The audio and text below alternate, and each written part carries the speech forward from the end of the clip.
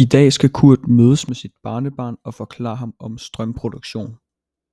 Kalle, barnebarnet, har glædet sig meget til i dag, siden han ikke ved så meget om emnet. Dag, Kalle. Hej bedstefar.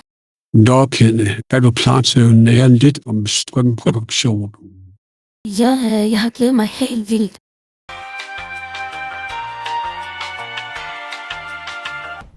Nu er de kommet frem til nogle vindmøller, hvor Kurt vil fortælle om vind, der omdannes til strøm. Her ser du en vindmølle, Kalle. Det kan omdanne vind til strøm. Det gørs ved at vinden får vingerne til at rotere, hvilket så drejer motoren og hovedaksen rundt. De omdrejninger mange dobbels af gearkassen, hvor der så føres vindenergi til generatoren ind i, så omdanner energien til strøm.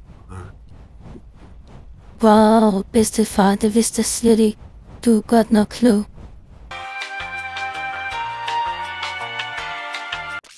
Nu er de ankommet til en solcelle, hvor Kurt vil fortælle om, hvordan den fungerer.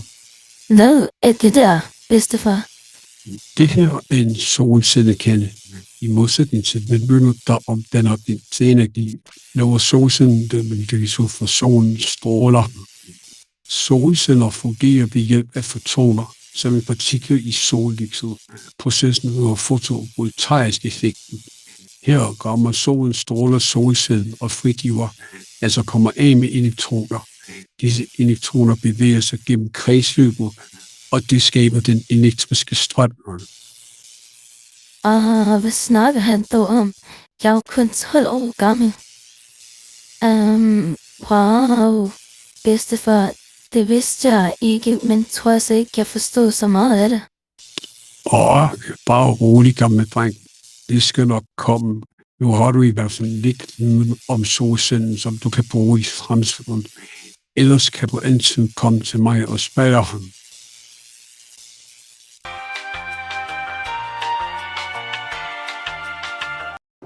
De står nu ved et atomkraftværk, også kaldet et kernekraftværk, og Kurt vil selvfølgelig forklare, hvordan det fungerer, men så er det bare, om han kan gøre det på en lidt pædagogisk måde.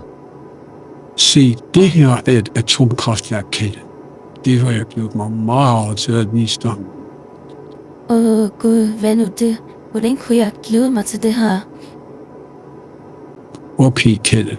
Nu vil jeg forklare dig, hvordan det fungerer. Men igen, det bliver nok ikke helt let at forstå. Jeg vil dog selvfølgelig prøve at gøre det så pædagogisk som muligt. I et atomkraftværk bruger man atomreaktoren som et hjerte i et atomkraftværk. Det er her, at atomer som uran spaltes, de kaldes fission. Når sådan et uranatom splittes, frigiver det stor mængde af varmeenergi. Den varme opvarmer vand, så det bliver til damp, altså vand i gasform. Denne varme damp får en turbine til at dreje. Det er bevægelse, der kommer fra den varme energi. Turbinen så drejer, får den en generator til at skabe elektricitet. Efter dampen er gået igennem turbinen, bliver det afkølet og omdannet til vand igen, som derefter kan bruges på ny. Fedt nok, bedstefar. Er vi så færdige nu? Jo, Kalle, det er lige. Jeg er godt klar over, at det er lidt tungt, men det er også vigtigt, især for din generation. Det er jo det her, I skal bruge for at overleve i fremtiden. I ses snart, Kalle. Så kan jeg lære dig om atomens opbygning næste gang.